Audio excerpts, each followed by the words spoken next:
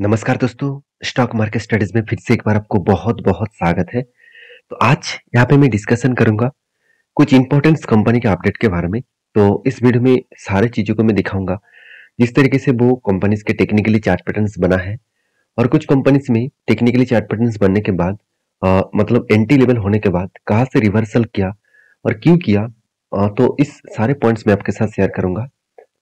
तो इस वीडियो को लास्ट तक जरूर देखिए, क्योंकि इस तरीके से पैटर्न्स अगर रिवर्सल करे तो उसके लिए आपको क्या करना चाहिए वो भी मैं पॉइंट्स आपके साथ शेयर करूंगा करूंगा तो इस वीडियो को लास्ट तक जरूर देखिए और अभी तक अपने चैनल को सब्सक्राइब नहीं किया तो जरूर कर लीजिएगा। कंटिन्यूसली इस तरीके से इंफॉर्मेशन और अपडेट्स पाने के लिए चैनल के साथ बने रहिएगा।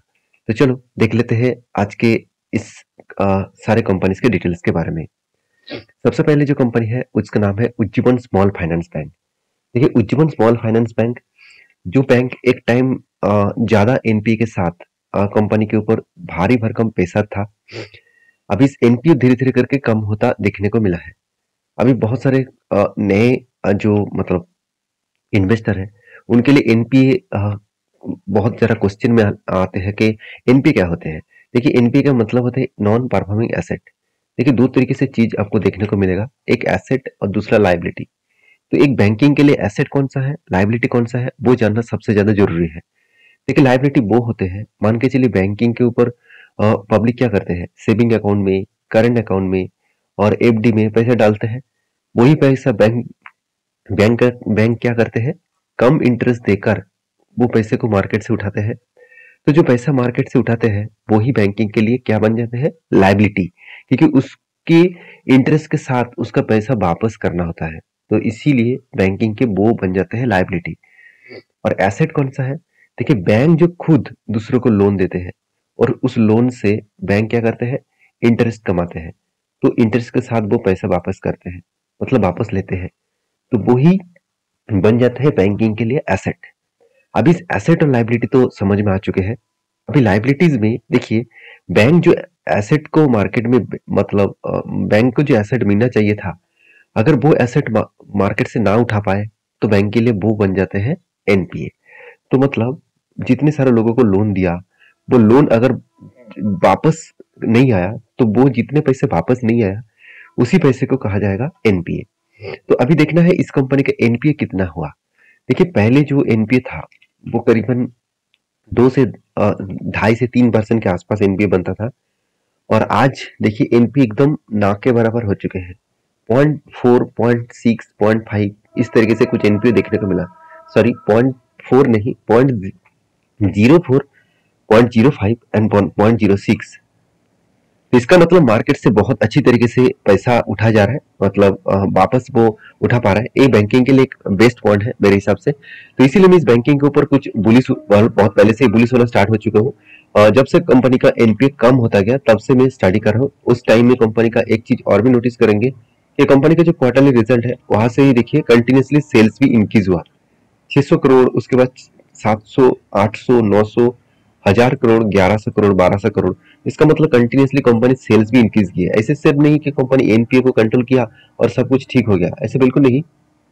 कंपनी के देखा जाए तो पैरामीटर वाइज एक चीज आप नोटिस करना, कंपनी के जो रेवेन्यूज है वो भी धीरे धीरे करके ग्रोथ होता गया। और एक चीज मैं आपको यहाँ पे बता दूं कि कंपनी का जो इंटरेस्ट है वो भी देखिए लगातार लगातार घटते, मतलब इंटरेस्ट भी बढ़ता गया। और कंपनी के एक्सपेंस भी कंपनी कंट्रोल में रखे और इसीलिए कंपनी देखिए जो लॉस मेकिंग कंपनी था उसको प्रॉफिट में कन्वर्ट किया। और लास्ट कुछ फ्यू क्वार्टर्स में कंटिन्यूसली प्रॉफिट को ग्रोथ कराते चला गया। ऐसे नहीं कि पिछले बार जो प्रॉफिट किए थे उससे इस बार कम प्रॉफिट हुआ। ये सारे पॉइंट्स जब पॉजिटिव में होता है तब कंपनी के ऊपर एक भरोसा करना चाहिए। देखिए, कंपनी का सेल्स ग्रोथ, कंपनी का प्रॉफिट ग्रोथ और कंपनी का सीएजीआर का परसेंटेज हर दिशा में दिखाए तो एक पॉजिटिवली मोमेंटम देखने को मिला है। अब यही चीज को मैं एज ए म्यूचुअल फंड की इन्वेस्टमेंट के बारे में बात करूं, देखिए लास्ट कुछ 2 मंथ्स में, जैसे जून जुलाई और अगस्त मंथ, इस दोनों मंथ में क्या किया गया, अच्छी तरीके से सेल ऑफ किया गया। और इस सेल ऑफ होने के पीछे कारण भी है, क्योंकि कंटिन्यूसली सेल ऑफ होने के पीछे कारण कुछ दिनों से लगातार लगातार वो भागते जा रहे थे और कभी ना कभी प्रॉफिट बुकिंग होना था। तो मार्केट के ऊपर भी प्रॉफिट बुकिंग शुरू हुआ है, तो इसलिए बैंकिंग सेक्टर के ऊपर भी प्रॉफिट बुकिंग स्टार्ट हो चुके हैं। अब यही चीज को मैं चार्ट पैटर्न के हिसाब से दिखा दूं, ध्यान से इस चीज को देखना।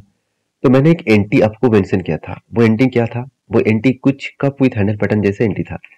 तो सॉरी, कुछ shoulder come head and shoulder के पैटर्न था। तो यहाँ पे शोल्डर बना और उसके बाद एक बिग हेड बना, उसके बाद एक शोल्डर बना। तो शोल्डर कम हेड कम शोल्डर बना और उसके बाद ब्रेकआउट भी हुए। और इस देखिए यहाँ पे सबसे शानदार बात यही है कि ब्रेकआउट होने के बाद शानदार तरीके से वो टारगेट के आसपास गया और बीच में होल्ड किया, क्योंकि यही एक स्ट्रॉन्ग रेजिस्टेंस कम सप्लाई जोन था। इसको होल्ड किया और उसके बाद देखिए फिर से ऊपर गया। तो यहाँ पे कुछ टाइम बीता है, मेरे हिसाब से यहाँ से इजीली वो टारगेट यहाँ तक दे सकते हैं। अगर एंटी लेवल से टारगेट तक देखूं तो ऑलमोस्ट यहाँ पे 58% के आसपास टारगेट मिल सकता है। तो मैं आपको बता दूं कि इस तरीके से कंपनी के ऊपर अपडेट मैंने पहले ही आपको दे चुका था। और जो मेरा पुराना सब्सक्राइबर है उसको पता है कि मैं सबसे पहले वीडियो बनाता हूँ और उससे पहले मैं टेलीग्राम में अपडेट देता हूँ। तो जाकर टेलीग्राम को ज्वाइन कर सकते हैं, एज ए लर्निंग पर्पस में सारी चीज वहां पे आपको देखने को और सीखने को मिल जाएगा। तो यहाँ पे देखिए नेक्स्ट जो कंपनी है जिसके बारे में बात करूँ उसका नाम है दीपक नाइट्रेट। आप सभी जानते हैं एक कंपनी एक स्पेशलिटी केमिकल्स के ऊपर काम करते हैं। स्पेशलिटी केमिकल्स के ऊपर काम करना मतलब थोड़ा सा अभी प्रेशर जोन में देखने को मिलेगा, क्योंकि हर स्पेशलिटी केमिकल्स कंपनी के ऊपर अभी बहुत ज्यादा प्रेशर है, क्योंकि कंटिन्यूसली सेल ऑफ हो रहा है इसी के कारण। तो एक चीज मैं आपको बता दूं कि ये जो कंपनी है इस कंपनी के ऊपर as a investor promoter FSDS public हर किसी ने इन्वेस्टमेंट करके रखा है। ऐसे नहीं कि कंपनी में खराबी नहीं है, खराबी तो इस कुछ टाइम में हुआ है। जब स्पेशलिटी केमिकल्स के मार्केट में डिमांड कम हुआ है उस टाइम में खराबी हुआ है। बाकी पॉइंट ऑफ व्यू से देखा है तो ठीक ठाक ही है, बाकी पॉइंट ऑफ व्यू से देखा जाए तो। और मैंने आपको पहले भी बताया था कि कंपनी के ऊपर जो कैपेक्स है, मतलब कंपनी खुद का जो ग्रोथ कर रहा है वो देखना बहुत जरूरी है। आप देखेंगे कंपनी खुद के जो कैपेक्स है वो एक्सपेंड करने वाला है। और वो भी देखिए किस तरीके से कंपनी ये भी बता रहा है कि विल जो पोजीशन है, मतलब जो कंपनी का एक्सपेंस करने का जो ग्रोथ है वो किस तरीके से है। कंपनी ये बता रहा है कि value chain and investment plan जो है अराउंड 2000 करोड़ का। उसके साथ साथ कंपनी ये भी बता रहा है कि 5000 करोड़ का वो एमओयू साइन कर चुके हैं, और वो भी किसके साथ, Gujarat government manufacturing speciality chemical के साथ। और इसी प्रोजेक्ट के माध्यम से कंपनी का ग्रोथ होने का चांसेस और भी ज्यादा है, क्योंकि कंपनी 5000 के जो प्रोजेक्ट है, सॉरी 5000 करोड़ का जो प्रोजेक्ट है वो यहाँ पे साइन किया है गवर्नमेंट, और किसके साथ, गवर्नमेंट गुजरात गवर्नमेंट के साथ। और इस प्रोजेक्ट के चलते ही कंपनी का ग्रोथ होने का चांसेस है। तो मैं जरूर कहूंगा कंपनी के अपकमिंग कुछ टाइम्स में एक अच्छा खासा पोटेंशियल ग्रोथ देखने को मिल सकता है। तो आप इस कंपनी के ऊपर फोकस रखिए, क्योंकि कंपनी के हर पैरामीटर सबको ठीक लगेगा। शायद आपको इस बार जो सेल्स का जो डेटा है वो डेटा थोड़ा सा कमजोरी देखने को मिलेगा, क्योंकि सेल्स देखा जाए तो पिछले एक बार के तुलना से इस बार सेल्स थोड़ा सा कम हुआ। तो ओवरऑल बात करूं कंपनी के जो एक्सपेंस को मिटाने के बाद कंपनी का जो नेट प्रॉफिट है वो पिछले बार 235 करोड़ के आसपास टोटल प्रॉफिट हुआ करता था, मतलब हुआ था। इस बार कंपनी के 150 करोड़ का प्रॉफिट हुआ। और यहाँ पे प्रॉफिट डाउन हुआ, इसका मतलब कंपनी में खराबी है? बिल्कुल नहीं। ऑल ओवर सेक्टर में प्रॉब्लम है। पूरा का पूरा स्पेशलिटी जो केमिकल्स बनाने वाला कंपनीज है वो सारे कंपनीज के ऊपर ही इस तरीके से हालत देखने को मिला है, जिसके चलते ही कंपनी के ऊपर एक प्रेशराइज देखने को मिला है। तो मैं इस कंपनी के ऊपर बहुत बुलिश हूँ, और एज ए इस कंपनी के ऊपर मैं एक ही बात कहूंगा, कंपनी का मैनेजमेंट बहुत स्ट्रांग है, क्योंकि सबसे पहले वो फोकस रखे हैं बोरिंग्स के ऊपर। वो कर्जा जब जब लिया सबसे पहले वो कर्जे को मिटाया। इस बार एकदम ना के बराबर कर्जा को लेके आया। इसका मतलब कंपनी के पास इस साल में कोई कर्जा ही नहीं है। और कंपनी फिक्स एसेट को बढ़ाया, और उसके साथ साथ कंपनी का सॉरी रिजर्व को बढ़ाया और फिक्स एसेट को भी बढ़ाया। और उसके साथ 300 करोड़ के आसपास कंपनी पैसे को री इन्वेस्ट भी करके रखे हैं। तो रही बात इस कंपनी के लास्ट कुछ फ्यू मंथ्स का डेटा, तो आप देखेंगे तो कंटिन्यूसली देखिए बाइंग हो रहा था मार्च अप्रैल मई जून तक। जुलाई मंथ में कुछ छोटा मोटा स्टेक सेल किया, और अप्रैल अगस्त मंथ में फिर से बाइंग किया गया। तो इसका मतलब कंपनी के ऊपर अभी भी स्टेबिलिटी है अपकमिंग अप टेन में। तो यहाँ पे किस तरीके से ग्रोथ हुआ आप देखेंगे तो कंपनी के ऊपर एक शानदार तरीके से पैटर्न क्रिएट हुआ। वो पैटर्न्स क्या है, यहाँ पे देखिए कप विथ हैंडल पैटर्न्स बना, और देखिए पैटर्न्स बनने के बाद यहाँ पे ब्रेकआउट भी हुआ, ब्रेकआउट कंफर्मेशन भी हो गया। और मेरे एंट्री लेवल यहाँ पे है, मैंने पहले आपको बोल चुका हूँ। और उसके बाद देखिए करेक्शन भी हुआ। तो मैंने आपको ये भी बताया कि अगर गिरते गिरते इस 200 डेज ईएमए को टच करे तो फिर से यहाँ पे मैं एवरेज करूंगा, क्योंकि जिस तरीके से यहाँ पे पैटर्न्स क्रिएट हुआ उस हिसाब से एक अच्छा खासा धमाका होने के लिए थोड़ा सा टाइम लगेगा, क्योंकि स्पेशलिटी केमिकल्स है पहली बात। दूसरी बात, थोड़ा सा मार्केट में प्रेशर है, तो इसके ऊपर भी करेक्शन होने का चांसेस है। तो देखिए यहाँ पे जो 23% के आसपास टारगेट बनेगा, तो इसके लिए आपको इंतजार करना पड़ेगा। तो मेरा एंट्री कहाँ पे है मैंने आपके साथ डिस्कशन किया हूँ। अगर आपको एंट्री लेना है तो आपके रिस्क के हिसाब से जरूर काम करिए। मेरी तरफ से कोई भी बाय एंड सेल का रिकमेंडेशन कभी नहीं होता। तो नेक्स्ट जो कंपनी उसके बारे में बात करूँ, उसका नाम है आईजीएल, इंद्रप्रस्थ गैस लिमिटेड। देखिए आईजीएल इंडिया की एक पॉपुलर गैस डिस्ट्रीब्यूशन कंपनी है।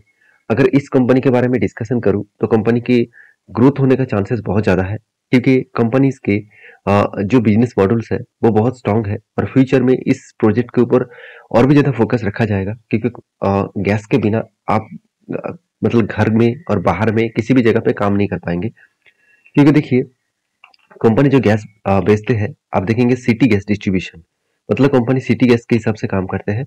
और कंपनी एक जगह पे नहीं, कंपनी बहुत सारे जगह जगह पे यहाँ पे कंपनी बिजनेस को फैला के रखा।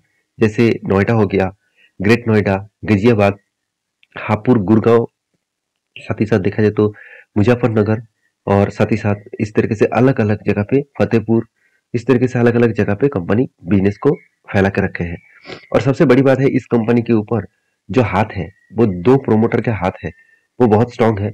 एक है गेल, और दूसरा जो प्रोमोटर है उसका नाम है बीपीसीएल।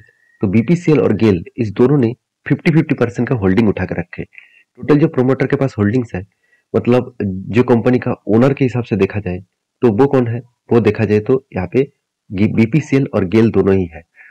तो दोनों ने अच्छा खासा होल्डिंग्स यहाँ पे उठा के रखा। और कंपनी का जो क्वार्टरली रिजल्ट है उसके बारे में बात करूं, तो कंपनी के जो इनकम है, सॉरी मतलब सेल्स है, वो लगातार बढ़ते चले गए पिछले सालों की तुलना से। तो सेल्स लगातार क्वार्टर और क्वार्टर बेसिस में इंक्रीज हुआ, और एक्सपेंस को भी कंपनी कंट्रोल में रखे। उस हिसाब से देखा तो कंपनी को प्रॉफिट भी हुआ। अभी ये देखना है कि प्रॉफिट मार्जिन किस तरीके से ग्रोथ हुआ। देखिए प्रॉफिट कितना भी हो, प्रॉफिट मार्जिन में कितना ग्रोथ हुआ वो देखना चाहिए। देखिए पहले भी 19% था, इस बार भी 19% है। तो हम लोगों को यही लगेगा कि चलो ठीक ठाक ही है, मगर मेरे हिसाब से तो थोड़ा सा वीकनेस है, क्योंकि पहले देखिए 30-35% के आसपास ऑपरेटिंग प्रॉफिट मार्जिन हुआ करता था। मतलब जो परसेंटेज है वो परसेंटेज हर साल में बढ़ना चाहिए और थोड़ा सा इंक्रीज होना चाहिए, तभी हाई ग्रोथ हो रहा है कंपनी को, ये बात आपको पता चलेगा। मगर यहाँ पे थोड़ा सा एवरेज लेवल का काम हो रहा है। तो फिर भी कंपनी के ऊपर एज ए इन्वेस्टर, प्रोमोटर को छोड़कर एफएसडीएस पब्लिक हर किसी ने निवेश करके रखा। क्यों निवेश किया, मैं एक चीज आपको बता दूं, इसके पीछे कारण भी है। क्योंकि कंपनी ने अच्छा खासा धमाका परफॉर्मेंस जो दिया, जैसे आप देखेंगे एफएस ने और डीएस मतलब सॉरी एफएस ने और डीएस ने अच्छा खासा होल्डिंग्स को उठा के रखे हैं।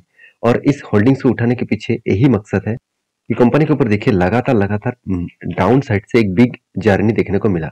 और मैंने आपको ये भी मेंशन किया था कि यहाँ पे देख सकते हैं, यहाँ पे कंटिन्यूसली ऊपर जाने के बाद एक फिर से इस जगह को रिटेस्ट किया, और मैंने इस जगह पे एंट्री लिया था, मैंने आपको ये भी मेंशन किया। और मेरा टारगेट यहाँ पे था इस जगह तक।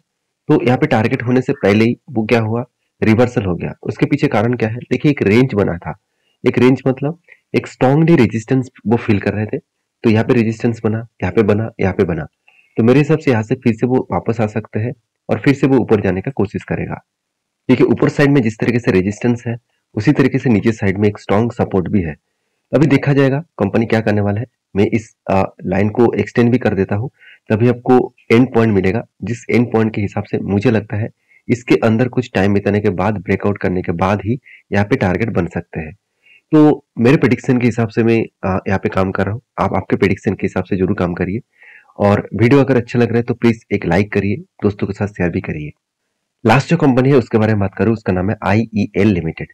तो आईईएल लिमिटेड जो है वो एक ट्रेडिंग कंपनी है, और इस कंपनी के बारे में डिस्कशन करूं तो कंपनी ने एक बहुत बड़ा अपडेट दिया, जिसके बारे में बात करूं तो 25 तारीख को, मतलब कंपनी 25 तारीख लास्ट डेट रखा है, जिस दिन में आपको एक के बदले 10 शेयर बोनस सॉरी स्प्लिट के हिसाब से मिलेगा। इसका मतलब कंपनी की जो फेस वैल्यू 10 रुपया है उसको वो 1 रुपया करने वाले हैं। हर एक शेयर में आपको 10 शेयर एक्स्ट्रा यहाँ पे मिलने वाला है। तो इस सारे कंपनीज के अपडेट मैं आपके सामने रख चुका हूँ। किसी भी कंपनीज के ऊपर काम करना है तो प्लीज एक बार रिसर्च करके जरूर करना।